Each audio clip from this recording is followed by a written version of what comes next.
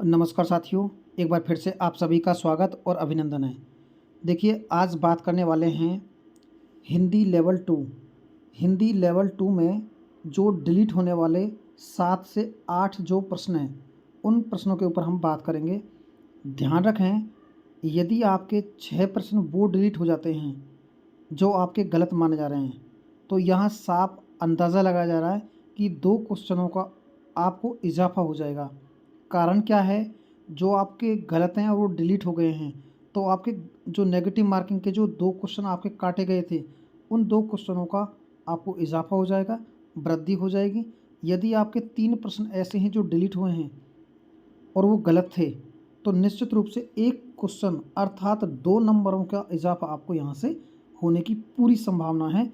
और जो पॉइंट 33 का या समथिंग समथिंग जो भी है, इसका अंक भार बढ़ेगा। जो डिलीट होंगे उतना अंक भार अन्य प्रश्नों पर बढ़ जाएगा, तो उससे भी मेरिट थोड़ी हाई जाने की संभावना है। यानी 1-2 नंबर मेरिट इससे ऊपर ही जाएगी, कम नहीं जाएगी। 2 प्लस माइनस 3 भी हो सकता है, 1 भी रह सकता है। इतना नंबर ये मेरिट 100% ग्रो करेगी, बढ़ेगी। बात कर लेते हैं डिलीट होने वाले प्रश्नों के बारे में।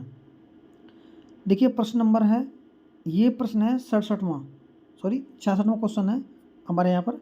निम्नलिखित में से योग रूढ़ शब्द का उदाहरण है।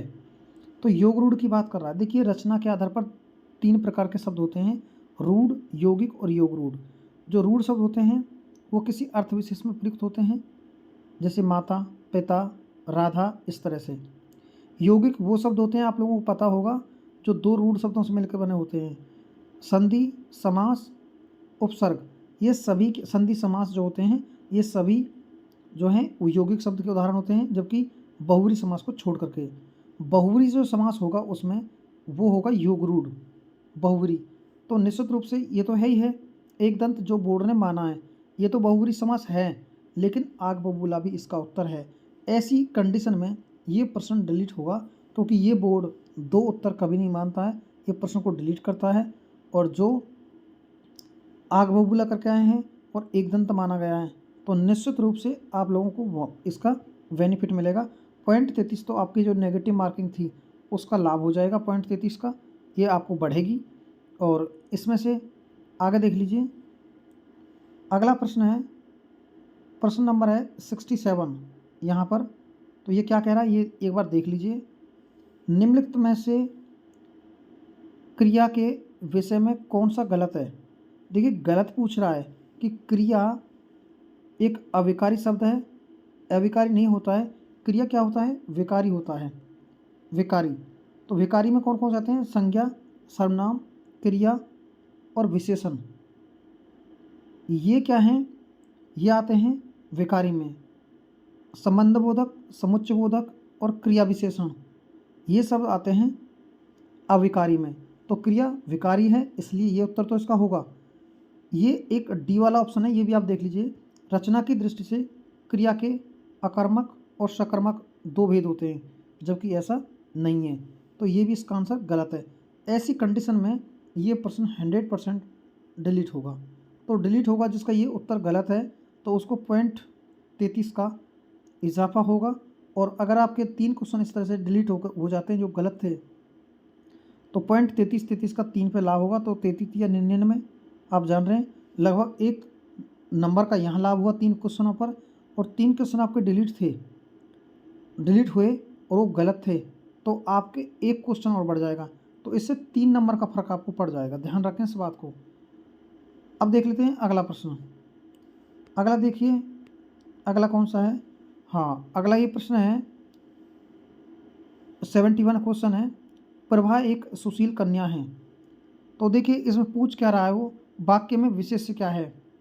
देखिए, विशेष्य आप लोगों को पता होगा, जो कर्ता होता है वो विशेष्य होता है। तो निश्चित रूप से प्रभा एक सुशील कन्या है, तो यहाँ पर कन्या माना गया है बोर्ड के द्वारा इसका उत्तर, जबकि इसका उत्तर प्रभावी हो सकता है, ऐसा हिंदी विशेषज्ञों का मानना है।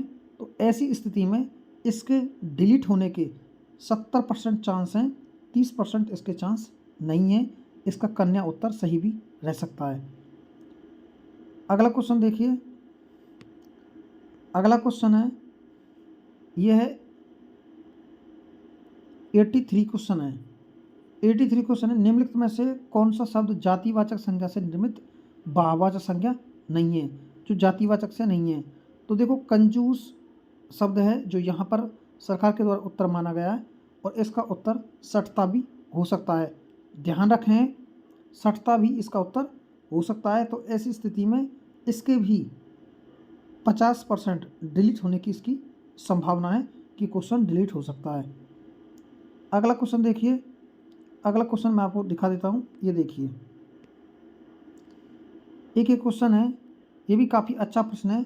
निम्नलिखित में से जातिवाचक संज्ञा, निम्नलिखित में से जातिवाचक संज्ञा से बना भाववाचक संज्ञा शब्द कौन सा है, जातिवाचक से होना चाहिए। तो देखो, बूढ़ा जो शब्द है, क्या है, बूढ़ा एक जातिवाचक शब्द है, और इससे बना है बुढ़ापा। क्या बना है, बुढ़ापा। तो ये भी इसका उत्तर हो सकता है। और इसका सजावट, ये भी इसका उत्तर हो सकता है। तो निश्चित रूप से बुढ़ापा इसका उत्तर हो सकता है। तो ये भी इस स्थिति में डिलीट होने वाला प्रश्न है। आगे देखिए, अगला प्रश्न, ये भी काफ़ी अच्छा प्रश्न है और ये चर्चा का एक विषय है। तो यहाँ पर देखिए, निम्नलिखित में से शुद्ध वाक्य का चयन कीजिए। जो शुद्ध वाक्य, बंदूक एक बहुत उपयोगी शस्त्र है, जबकि बंदूक शस्त्र नहीं होता, क्या होता है, अस्त्र होता है। क्या होता है, अस्त्र होता है। कृष्ण के अनेकों नाम हैं, तो ये भी क्या है, गलत है। तो इसमें क्या है, एक गाय, दो घोड़े और एक बकरी मैदान में चल रही हैं।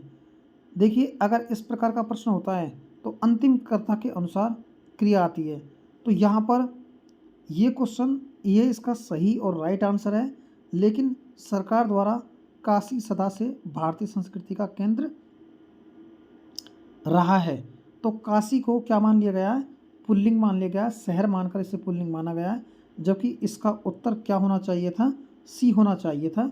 और ये प्रश्न निश्चित रूप से डिलीट होगा, या तो इसका आंसर चेंज होगा या फिर ये डिलीट होगा।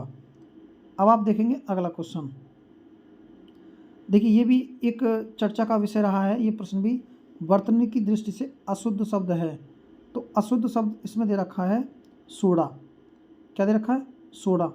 जबकि इसका अशुद्ध शब्द रोड भी हो सकता है। क्या हो सकता है, रोड। तो यहाँ से ये प्रश्न भी डिलीट होने के कगार पर है। अब देख लेते हैं अगला क्वेश्चन।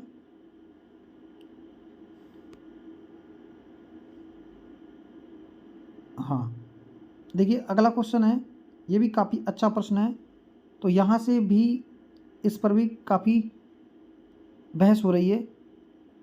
तो एरिया अंग्रेजी शब्द के लिए हिंदी पारिभाषिक शब्द है।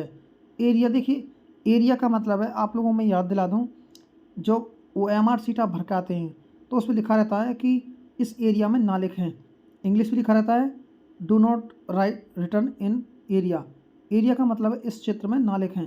तो निश्चित रूप से एरिया का मतलब क्षेत्र होना चाहिए था, लेकिन अंचल भी होता है इसका उत्तर। तो ऐसी स्थिति में इसके दो उत्तर हैं, और ऐसी स्थिति में ये प्रश्न भी डिलीट होने के 100% चांस हैं। तो देखिए, तो इसमें मेरिट थोड़ी ऊपर जाने की संभावना है। तो आज के लिए साथियों इतना ही। अगर आपको वीडियो पसंद आया है तो चैनल को सब्सक्राइब ज़रूर करें, और इससे जुड़ी हुई तमाम खबरें हम आपको देते रहेंगे। तो आज के लिए इतना ही। थैंक यू, धन्यवाद।